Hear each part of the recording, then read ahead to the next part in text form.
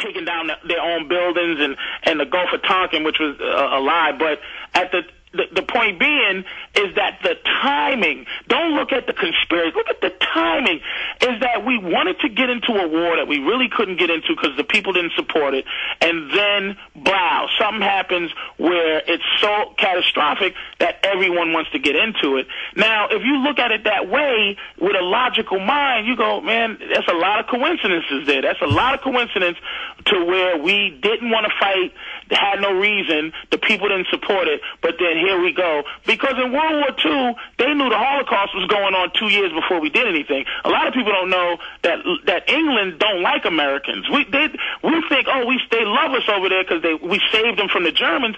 To them, we were 2 years late. We didn't get into the war until it was a benefit to us. And a lot of people don't know that, which I go to in terms of history.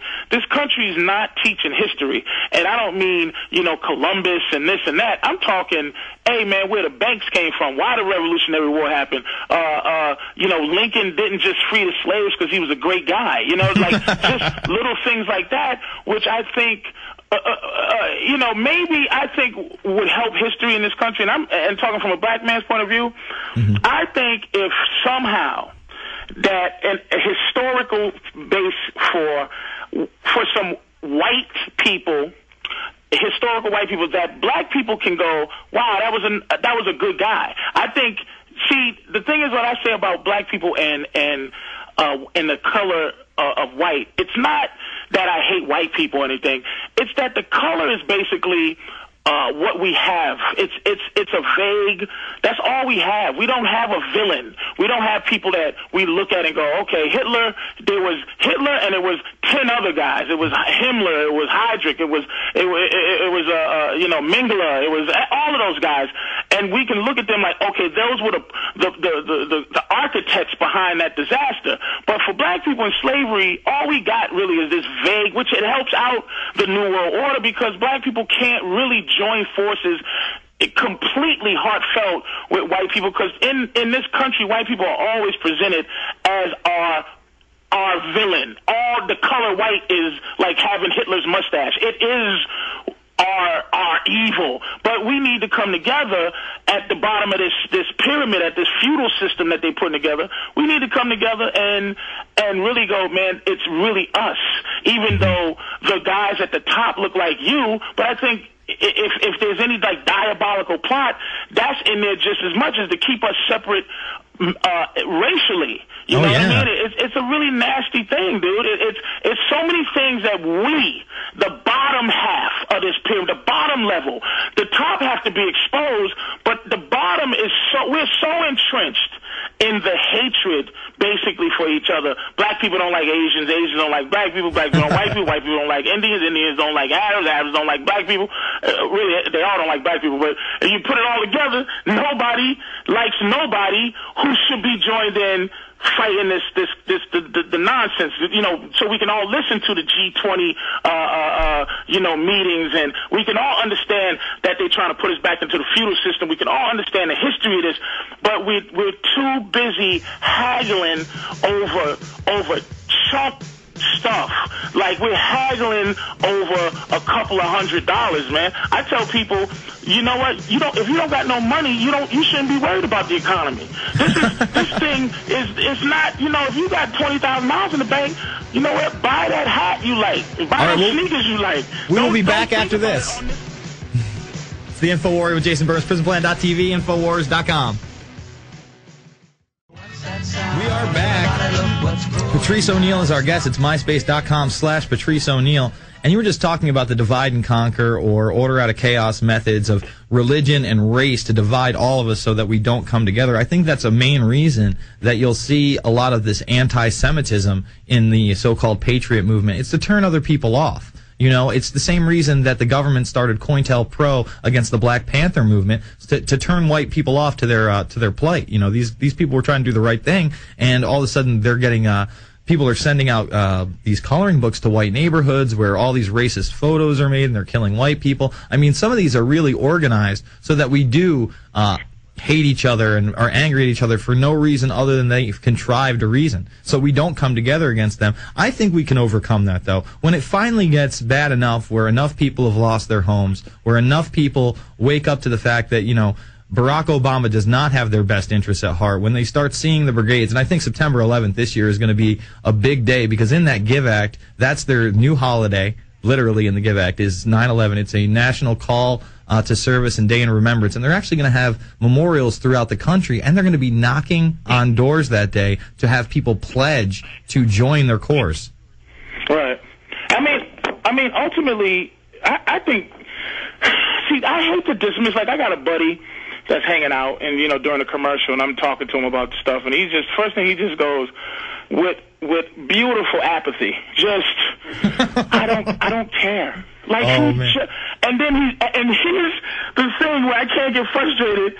There's so much stuff to care about. That's why I gotta go, well, how do I get this ass to just care what does it mean to him? He goes, it just doesn't concern me. Listen, say this to him. Ask him. All I can do is come out and say a million different, you can't, man, they're over there having a meeting with the guy, but blah, blah, blah, and the G20. This is what I do. Man, this is how you say it. And he's just, I don't care. You got to say, listen, man, if you don't wake up. I'm trying to get somebody to just care, just like if I stole money out of his wallet, he'd go crazy.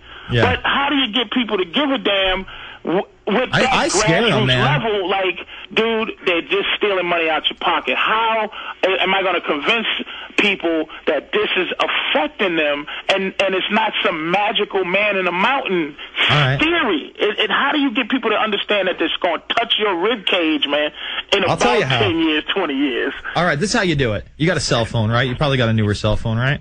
Yeah. All right, so this is what I do. I put videos on cell phones that I know are just going to scare the ever-loving hell out of somebody once I bring up the subject matter. And if it was my buddy, I'd turn to him. I'd be like, look, man, how would you feel if you were going to be microchipped, tracked, and traced by a bunch of occultic kitty rapists? And that's basically, at the bottom level, those are the people that are going to chip you, people that are into the occult and rape little children. I know that sounds crazy, but if you actually do the research, it's the real deal. So then I'll open up my phone, and I will play the 2004 clip of Peter Jennings going over how Mexican security officials chipped 144 guys under their NSA division. And then I'll show him another video clip after 9/11 of the Jacobs family pledging themselves to the United States government, saying that if it helps against terror, we'll all take the chips. Now, here we go. Now, this is where we work together. Okay. When you say that, okay, the Mexican, 140 Mexicans gets chipped, okay? Yep. Right then, okay, I'm going to play devil's advocate. Why should I care? Because that chip is going to come into your body very, very soon, and it's going to be under government regulation, and it's going to be everything to you. I mean, it's going to know where you are at all times. Listen, you can go on eBay right now, spend $10 on a microchip. I'm not kidding. $3 for shipping. Then you can inject it in yourself if you want, and then you can track and trace yourself for $7 a month through a service. Patrice, can I get you to stay over 2 segments till the 20 after, or are you busy? No, go ahead. It's cool. All right, sounds good. I'll explain more, and I want to play this Bear AIDS clip, because it's not a conspiracy theory. They gave a bunch of people in this country and others AIDS through Factor 8. We're going to come back with that after this. You talk about how do I reach my friend. Well, first of all, let them understand history.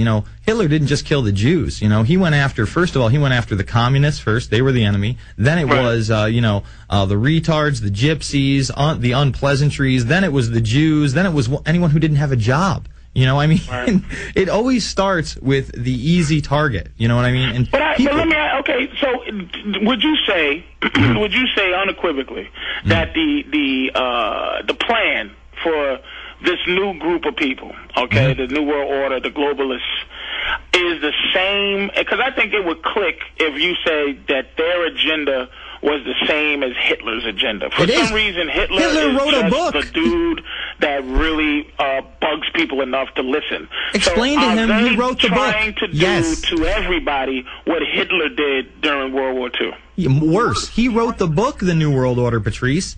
One of his books before he really came to power was called The New World Order, and it was all about taking over the world and having a global governance. So the more you get educated, the more I get educated on it, the more I read, the more I understand, the more I can, the one thing comfortable that I can say, like this is what I'm saying, I'm not comfortable as you are, and and people who are deep rooted into the globalist, standing against it. I'm learning. Mm-hmm. But one thing I can say is that eugenics is one of the keys. The idea of the perfect race, and then that opened my eyes up to stem cell research, which ultimately stem cell research is almost a quiet way of going, we're going to make perfect people, and cloning, we're going to make perfect human beings, this perfection, these people who can't be sick and won't be sick and all that stuff. So I can comfortably say, well, eugenics reminds me of something that they did in Nazi Germany, but it's going to take a lot more studying on my part to be able to comfortably go, when I'm talking to somebody, to go, look, man, these dudes are Hitler. They're trying to be like Hitler. And so I have enough mental weaponry. And I think in terms of saying Hitler's name, it's so shocking. Like, I just watched this thing called The End of America. I forgot the woman's name. Yeah, Naomi Wolf. I just watched it. Naomi Wolf. Steps to the end fascism. Fascism.